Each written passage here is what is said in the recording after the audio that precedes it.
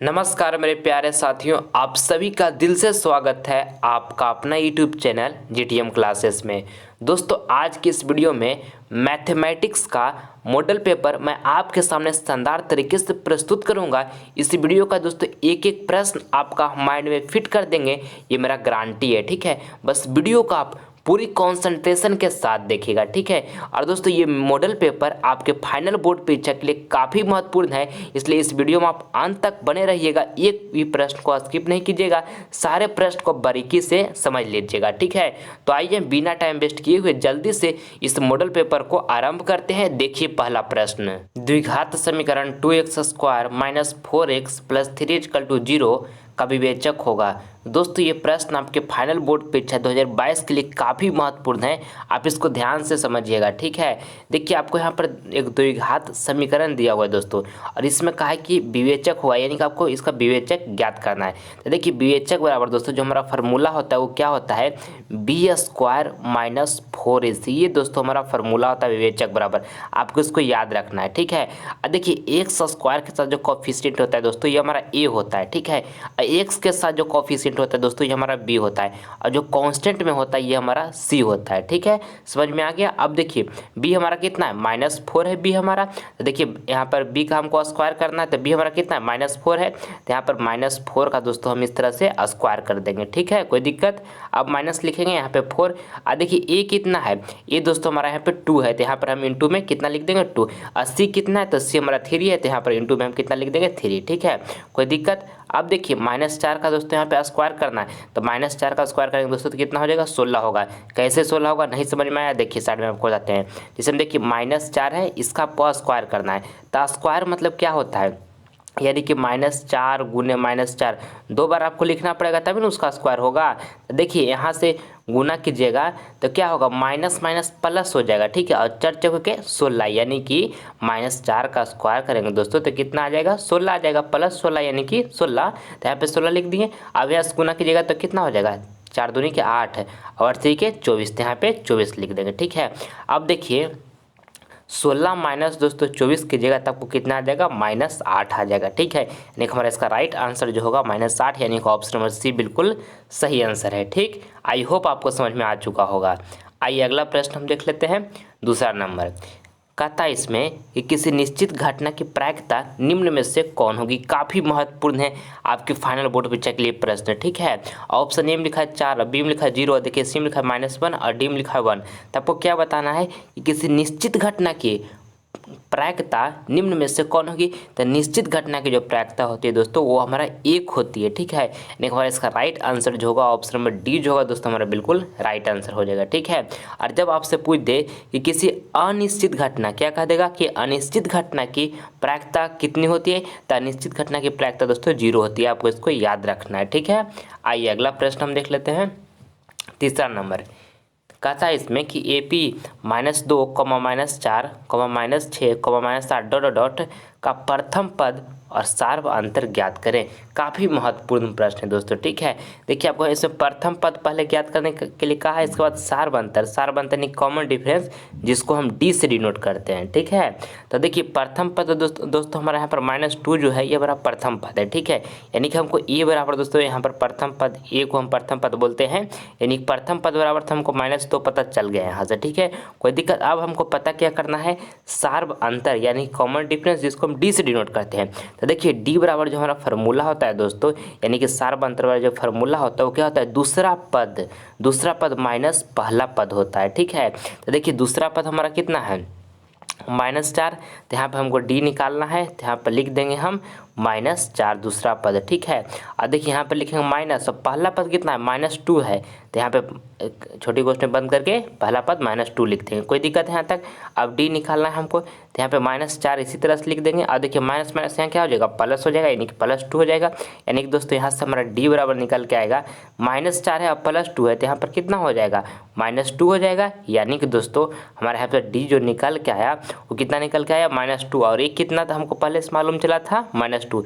यानी कि दोस्तों हमारा प्रथम पद यहाँ पे -2 हो गया, और सार्व अंतर भी दोस्तों हमारा -2 गया। तो देखिए ऑप्शन नंबर यहाँ पर बी में लिखा हुआ है -2, -2, यानी प्रथम पद भी हमारा कितना हो गया -2 और यहाँ पर सार्वंतर यानी कॉमन डिफरेंस भी हमारा हो गया -2, यानी कि ऑप्शन नंबर यहाँ पे बी जो होगा हमारा बिल्कुल राइट आंसर हो जाएगा। ठीक है, आई होप आपको समझ में आ चुका होगा। ठीक है, आइए नेक्स्ट प्रश्न हम देख लेते हैं।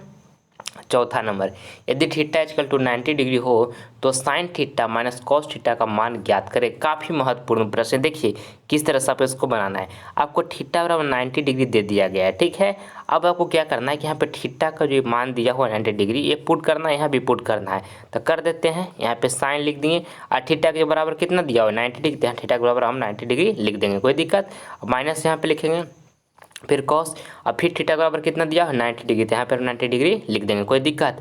अब देखिए यहाँ से आगे और दोस्तों साइन 90 डिग्री का मान कितना होता है 1 होता है, तो यहाँ 1 लिख देंगे। और कॉस 90 डिग्री का मान कितना होता है 0, तो यहाँ पे 0 लिख देंगे। और देखिए 1 - 0 की जगह दोस्तों तो कितना हो जाएगा 1, यानी कि हमारा इसका राइट आंसर जो होगा 1, जो कि देखिए ऑप्शन नंबर यहाँ पे बी में दिया हुआ है। तो ऑप्शन नंबर बी दोस्तों यहाँ पर हमारा बिल्कुल राइट आंसर हो गया। ठीक, आइए नेक्स्ट प्रश्न हम देख लेते हैं। पांचवा नंबर, एक घात वाले बहुपद को क्या कहते हैं। ऑप्शन ए में लिखा है रैखिक बहुपद, बी में लिखा है द्विघात बहुपद, और सी में लिखा है त्रिघात बहुपद, और डी में लिखा है इनमें से कोई नहीं। तो आपको बताना है दोस्तों 5 नंबर प्रश्न में कि एक घात वाले बहुपद को क्या कहते हैं, तो रैखिक बहुपद कहते हैं। ये आपको इसको याद रखना है। ठीक है, ऑप्शन नंबर ए जो होगा हमारा बिल्कुल राइट आंसर हो जाएगा। और जब आपसे पूछ देगा कि 2 घात वाले बहुपद को क्या कहते हैं, तो द्विघात बहुपद कहते हैं। ठीक है, और 3 घात वाले बहुपद को क्या कहते हैं, तो त्रिघात बहुपद कहते हैं। ये आपको ध्यान में रखना है। ठीक है, आपके बोर्ड एग्जाम में बार बार पूछे जाते हैं। देखिए छठा नंबर प्रश्न, दो समरूप त्रिभुज की संगत भुजाओं का अनुपात 4:9 है, तब उनके क्षेत्रफलों का अनुपात होगा। काफ़ी महत्वपूर्ण प्रश्न है दोस्तों, आपके फाइनल बोर्ड परीक्षा के लिए ऐसा प्रश्न अब हमेशा पूछा जाता है, इसको आप ध्यान से समझिएगा। ठीक है, देखिए जब दोस्तों 2 त्रिभुज समरूप होंगे, ठीक है, और उनके संगत भुजाओं का अनुपात दिया हुआ रहेगा और उनके क्षेत्रफल का अनुपात पूछेगा, तो जो संगत भुजाओं का दोस्तों हमारा अनुपात दिया हुआ रहेगा और क्षेत्रफल का अनुपात आपको बताना रहेगा, यानी कि पूछेगा, तो क्या कर दीजिएगा ना कि जो आपको संगत भुजाओं का अनुपात दिया हुआ रहेगा उसका स्क्वायर कर दीजिएगा, तो दोस्तों आपको उनके क्षेत्रफलों का अनुपात निकल जाएगा। तो 4 का स्क्वायर कितना हो गया 16, और यहाँ पे 9 का स्क्वायर कितना हो गया 81, यानी कि दोस्तों 16/81 हमारा जो होगा बिल्कुल यहाँ पे राइट आंसर हो जाएगा ऑप्शन नंबर बी। ठीक है, और ये भी आपको ध्यान में रखना है कि जब 2 त्रिभुज दोस्तों समरूप होंगे, ठीक है, और उनके क्षेत्रफल का अनुपात दिया हुआ रहेगा और उसका पूछेगा कि संगत भुजाओं का अनुपात क्या होगा, तो जो क्षेत्रफल का अनुपात दिया हुआ रहेगा ना दोस्तों उसका वर्गमूल कर दीजिएगा, तो उनके संगत भुजाओं का अनुपात निकल जाएगा। ठीक है, आपको इसको हमेशा ध्यान में रखना है। ठीक, आइए नेक्स्ट प्रश्न हम देख लेते हैं। 7 नंबर, यदि किसी वर्ग का विकर्ण 16 इंटू में √2 मीटर है हो तो वर्ग का क्षेत्रफल ज्ञात करें। काफ़ी महत्वपूर्ण प्रश्न है दोस्तों, ये भी आपके फाइनल बोर्ड परीक्षा के लिए। देखिए आपको क्या कहा है कि वर्ग का क्षेत्रफल ज्ञात करें, तो वर्ग का क्षेत्रफल दोस्तों कैसे ज्ञात होगा, भुजा हमको वर्ग का मालूम रहेगा तब ना, और ये क्वेश्चन में वर्ग का दोस्तों भुजा दिया नहीं है, तो कैसे निकलेगा वर्ग का भुजा हमको इस क्वेश्चन से, तो देखिए कैसे निकलेगा।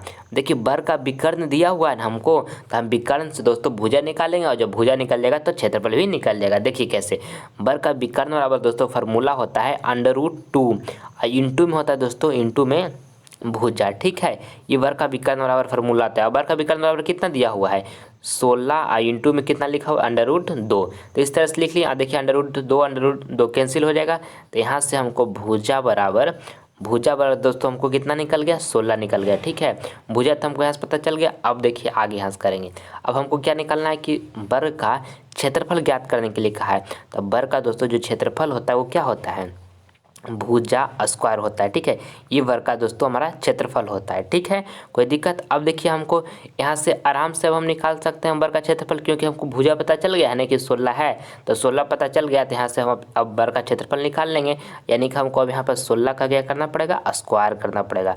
देखिए 16 का स्क्वायर यानी कि कितना, इस तरह से आप कीजिएगा, 16 का स्क्वायर कीजिएगा तो कैसे कीजिएगा, 16 गुने 16 कीजिएगा, यहाँ से गुना कीजिएगा 16 गुने 16 तो कितना हो जाएगा 256 हो जाएगा और मीटर स्क्वायर हो जाएगा। ठीक है, हम यहाँ से क्षेत्रफल निकाले हैं ना, तो यहाँ पे मीटर स्क्वायर होगा। तो देखिए ऑप्शन नंबर ए में दिया हुआ, तो ऑप्शन नंबर ए हमारे दोस्तों यहाँ पर बिल्कुल राइट आंसर हो जाएगा। ठीक, आई होप आपको समझ में आ चुका होगा। दोस्तों इस वीडियो के माध्यम से मॉडल पेपर का शानदार 20 प्रश्न आपके सामने हम प्रस्तुत करेंगे। और दोस्तों इस वीडियो का एक एक प्रश्न आपके फाइनल बोर्ड परीक्षा 2022 के लिए काफ़ी महत्वपूर्ण है, इसलिए इस वीडियो को आप शुरू से अंत तक देखिएगा, एक भी प्रश्न को आप स्किप नहीं कीजिएगा। दोस्तों सारे प्रश्न को पूरे बेसिक को ध्यान रखते हुए समझाएंगे दोस्तों, कि एक बार में सीधा आपका दिमाग में छप जाए, एकदम सेट हो जाए दोस्तों, एकदम आपको कॉन्सेप्ट क्लियर हो जाएगा। ठीक है, बशर्ते आप वीडियो को पूरी कॉन्सेंट्रेशन के साथ देखिएगा, एक एक प्रश्न दोस्तों आपको पूरी अच्छे तरीके से एकदम समझ में आ जाएगा। ठीक है, देखिए 8 नंबर प्रश्न को समझिए। 2,10 और 20 के लसा और मसा का अनुपात है। दोस्तों ये प्रश्न आपके बोर्ड एग्जाम के लिए काफ़ी महत्वपूर्ण है, ध्यान से समझिएगा।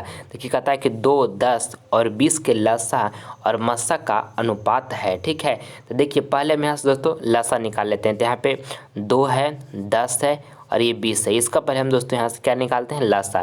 तो ये कितना 2 टाइम में लगेगा, 2 से लगेगा तो यहाँ पे 1 आ जाएगा और यहाँ पर कि 2 बचे के 10 हो जाएगा। ठीक है, और यहाँ पे देखिए 2 दही के 20 हो जाएगा।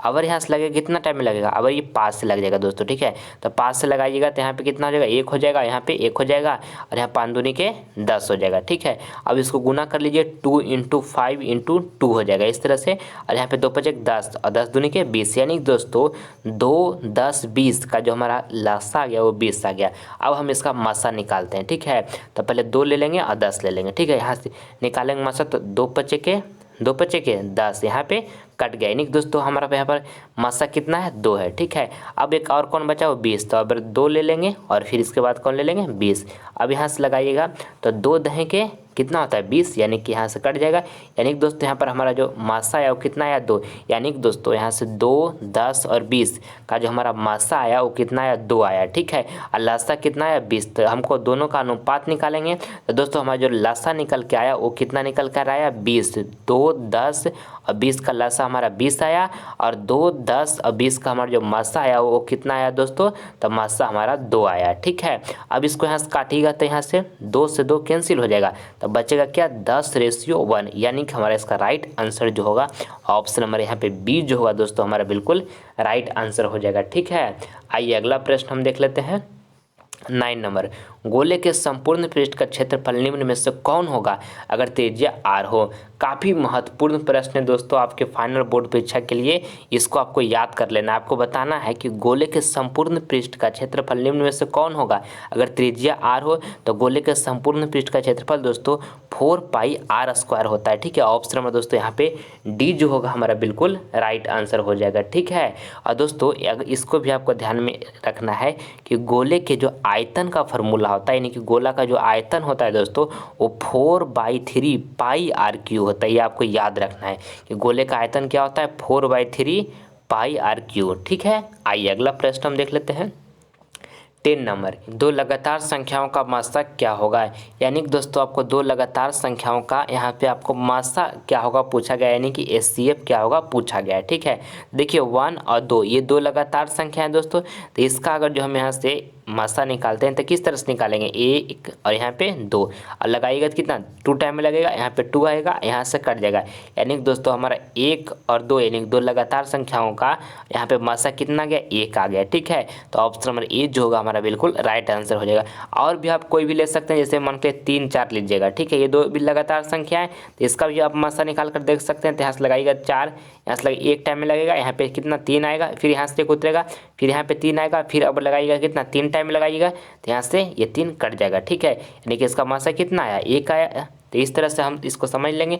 और भी आप देख सकते हैं दोस्तों, जैसे हम आपको बता देते हैं कि मान लिया 5 और 6 ले लीजिए। ठीक है, इसका हमको निकालना है क्या मासा निकालना है। तो यहाँ 5 ले लेते हैं, यहाँ पे 6 ले लेते हैं, यहाँ से एक बार में लगाएगा तो यहाँ पे कितना आ जाएगा 5 आ जाएगा, फिर यहाँ पे कितना उतरेगा 1 और फिर यहाँ से आएगा 5 और फिर अब कितना टाइम में लगेगा 5 टाइम में लगेगा, तो यहाँ 5 उतरेगा और ये कट जाएगा। यानी कि दोस्तों इसका हमारा यहाँ पर HCF कितना आ गया 1 आ गया।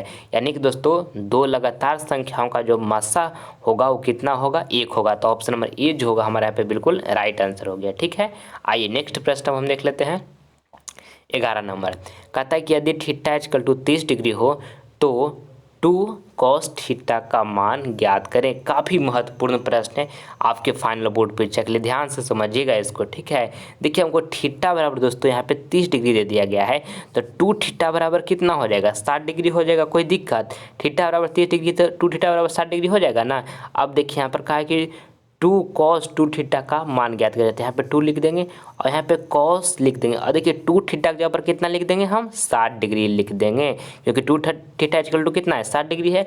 अब देखिए यहाँ पे 2 लिख लेंगे, और देखिए cos 60 डिग्री का दोस्तों हमारा मान कितना होता है, 1/2 होता है। अब देखिए यहाँ से 2 से 2 कैंसिल हो जाएगा, ठीक है, यानी कि दोस्तों हमारा बचा क्या, 1, यानी हमारा इसका राइट आंसर जो होगा ए, ऑप्शन नंबर ए जो होगा दोस्तों बिल्कुल करेक्ट आंसर होगा, ठीक है। आइए अगला प्रश्न हम देख लेते हैं। 12 नंबर। दोस्तों अगर जो अभी तक आप हमारे चैनल को सब्सक्राइब नहीं किए हैं तो प्लीज़ दोस्तों इस चैनल को आप सब्सक्राइब कर लें। इससे आपको फ़ायदा क्या होगा कि जब भी हम लाइव क्लास आएंगे तो उसका नोटिफिकेशन सबसे पहले आपको प्राप्त होगा, ठीक है। एक एक प्रश्न दोस्तों ये मैथ का आपको हम खोपड़ी में सेट करेंगे, ये मेरा गारंटी है, बस आप वीडियो को पूरी कॉन्सेंट्रेशन के साथ देखें, ठीक है। एक भी प्रश्न को आप स्किप ना करें, ठीक है। इससे पहले भी दोस्तों मैथ का वीडियो बनाए हैं, नहीं देखें तो उसका हमारा डिस्क्रिप्शन में जाइए, वहाँ पर दोस्तों प्लेलिस्ट मैथ का मिल जाएगा, वहाँ पर जाकर आप देख सकते हैं, ठीक है। और दोस्तों आपके पास 2 मंथ समय बचा हुआ है, आपके पास जितना एनर्जी जितना जोश से पूरा लगा दीजिए। आपके अंदर ये टैलेंट है दोस्तों कि आप 480 प्लस मार्क्स प्राप्त कर सकते हैं, क्योंकि जो टॉपर होता है दोस्तों वो भी वही बुक पढ़ रहा होगा जो आप बुक पढ़ रहे होंगे, तो वो कर सकता है तो आप क्यों नहीं कर सकते। आप में टैलेंट है, क्षमता है, 2 मंथ जितना एनर्जी है दोस्तों सारा झोंक दीजिए। जब आपको 480 प्लस मार्क्स प्राप्त होगा तो काफ़ी आपको खुशी महसूस होगा, ठीक है। देखिए अब 12 नंबर प्रश्न को समझिए अच्छे तरीके से। प्रथम 5 विषम संख्या का मान ज्ञात करें। दोस्तों काफ़ी महत्वपूर्ण प्रश्न है, ठीक है, ध्यान से समझिएगा।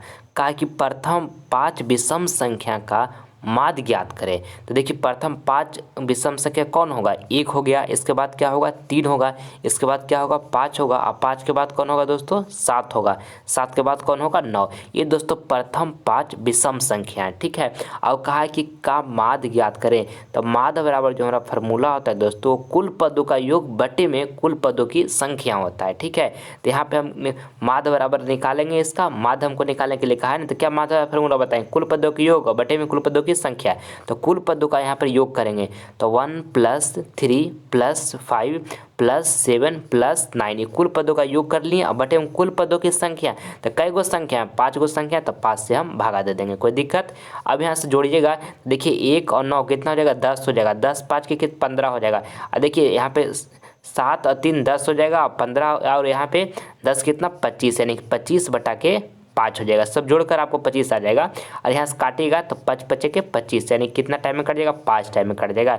यानी दोस्तों प्रथम 5 विषम संख्या का जो माध्य होगा हमारा कितना होगा, 5, जो कि ऑप्शन में देखिए बी में दिया हो, तो बी हमारा यहाँ पे बिल्कुल राइट आंसर हो जाएगा, ठीक है। आइए अगला प्रश्न हम देख लेते हैं। 13 नंबर कहता है कि बहुपद x² + 3x + 5 के शून्यांकों का योग निकालें। ये भी प्रश्न दोस्तों आपके बोर्ड एग्जाम में बार बार इस तरह के प्रश्न पूछे जाते हैं, ठीक है। ध्यान से आप इसको समझ लीजिए एक बार। देखिए यहाँ पर आपको बहुपद दे दिया गया है, आपका शून्यांकों का योग ज्ञात करें। शून्यांकों का योग मतलब दोस्तों अल्फा प्लस बीटा आपको ज्ञात करना है। तो अल्फा प्लस बीटा बराबर फार्मूला दोस्तों -b/a होता है, ठीक है, यही आपको ज्ञात करना है। और देखिए x² के साथ जो कोफिशिएंट होता है a होता है, और x के साथ जो कोफिशिएंट होता है b होता है, और जो कांस्टेंट होता है दोस्तों ये हमारा c होता है। ये आपको ध्यान में रखना है, ठीक है। अब देखिए हमको अल्फा प्लस बीटा वाला फार्मूला क्या आता है, -b/a। तो यहाँ से हमको अल्फा प्लस बीटा निकालना है, यानी कि शून्यांकों का योग। तो देखिए हम b कितना दिया हुआ है, 3 दिया हुआ है, यहाँ पर माइनस पहले से लगा हुआ था, तो पहले से माइनस लगा देंगे और b की जगह पर 3 रख देंगे। और a कितना है, देखिए a क्या है दोस्तों, कोफिशिएंट कुछ भी नहीं है। x² का जो आगे कोफिशिएंट होता है वही ना हमारा ये होता है, तो x² के आगे कोफिशिएंट कुछ नहीं, तो यानी कुछ नहीं तो कितना 1 है, तो यहाँ पर बटा में 1 लिख देंगे। यानी दोस्तों अल्फा प्लस बीटा बराबर हमको कितना आ गया, -3, यानी कि शून्यांकों का योग बराबर दोस्तों हमारा यहाँ पे -3 आ गया। तो ऑप्शन नंबर यहाँ पे डी जो होगा हमारा बिल्कुल राइट आंसर हो जाएगा, ठीक है। और दोस्तों ये भी आपको याद रखना है कि अल्फा इंटू बीटा बराबर जो फार्मूला होता है वो c/a होता है, ठीक है। ये भी आपको याद करके रखना, ये भी आपके बोर्ड एग्जाम में पूछे जाते हैं, ठीक है, कि अल्फा इंटू बीटा यानी कि शून्यांकों का गुणनफल बराबर c/a होता है, ठीक है। आइए नेक्स्ट प्रश्न हम देख लेते हैं।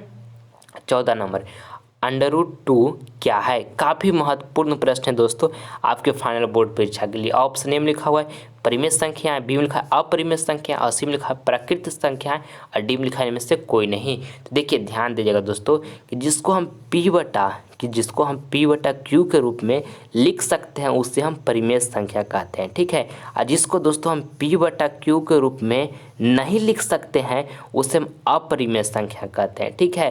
तो देखिए √2 को दोस्तों हम पी बटा क्यू के रूप में नहीं लिख सकते हैं, तो √2 जो होगा अपरिमेय संख्या होगा। ऑप्शन नंबर यहाँ पे बी जो होगा दोस्तों हमारा बिल्कुल राइट आंसर हो जाएगा, ठीक है। बी ऑप्शन बिल्कुल सही है। आइए अगला प्रश्न हम देख लेते हैं। 15 नंबर 4, 5, 3, 2, 7 तथा 6 का माध्यिका निकालें।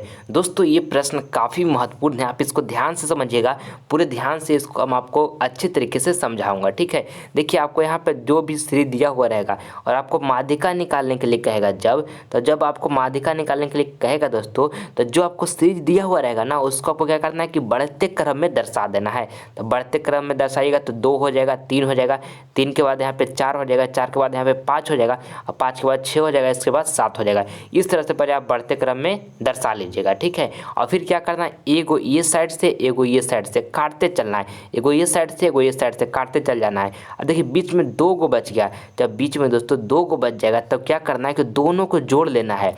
तो 4 + 5 कर लेंगे, अब बटा 2 कर देना है, ठीक है। तो दोनों को जोड़िएगा तो यहाँ पर 4 + 5 कीजिएगा तो कितना 9 हो जाएगा, 9 बटा के 2 कीजिएगा तो 9 बटा के 2 कीजिएगा दोस्तों तो कितना आ जाएगा 4.5 आ जाएगा।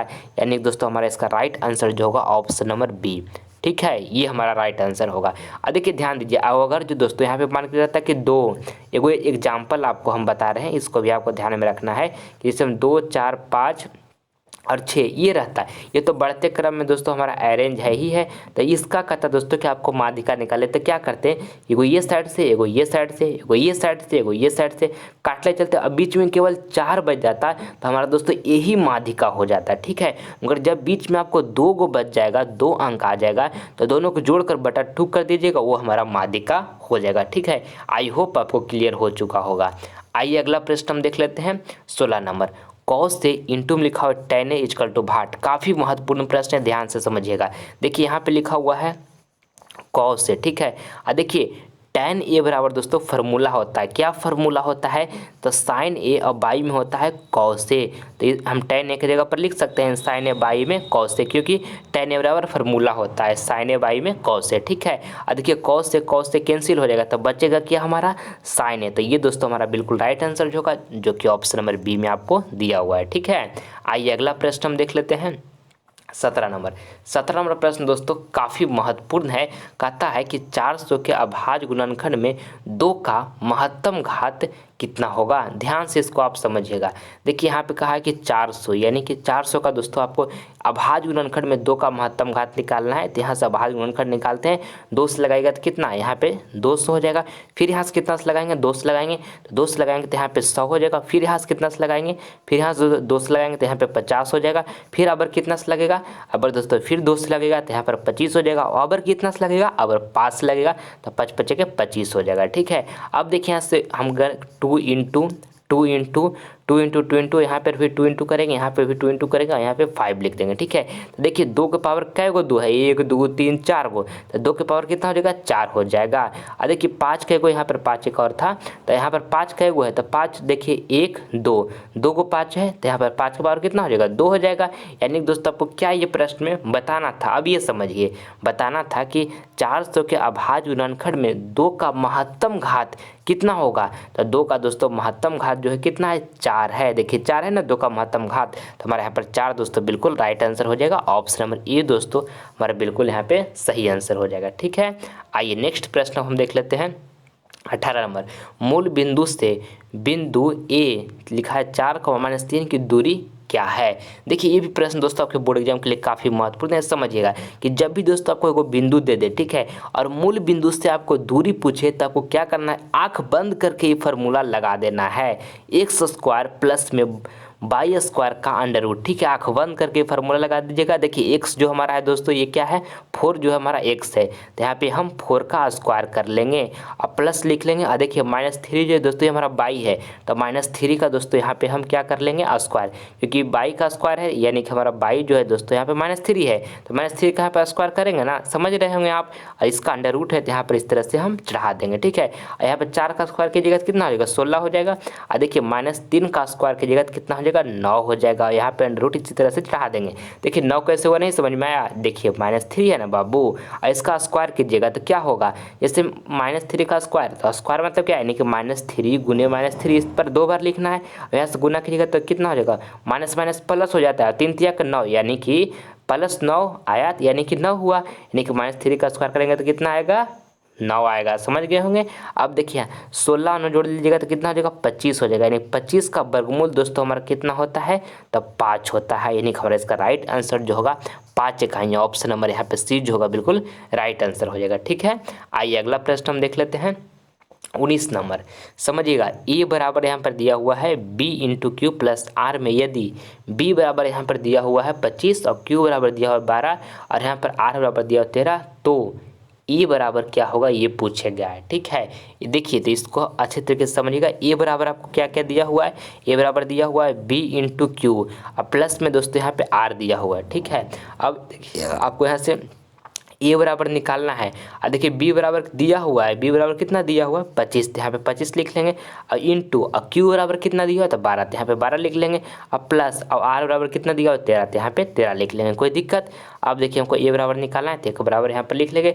अब 25 गुने दोस्तों आप 12 कीजिएगा तो आपको कितना आ जाएगा, 25 गुने 12 कीजिएगा तो आपको 300 आ जाएगा, तो यहाँ पे हम 300 लिख देंगे। ठीक है, कोई दिक्कत। अब यहाँ पर देखिए प्लस कितना है 13, तो यहाँ पर प्लस 13 लिख लेंगे। पहले आपको गुना करना है, ये आपको ध्यान में रखना है। ठीक है, अब देखिए यहाँ से आगे करते हैं, तो यहाँ पे 300 और प्लस में 13 कीजिएगा तो कितना हो जाएगा, 313 हो जाएगा। यानी कि हमारा ए बराबर दोस्तों यहाँ पे 313 आ गया। और ये बराबर आपसे पूछा ही गया था, तो ऑप्शन में देखिए यहाँ पे सी जो होगा 313 हमारा बिल्कुल यहाँ पे राइट आंसर हो जाएगा। ठीक है, आइए अगला प्रश्न हम देख लेते हैं।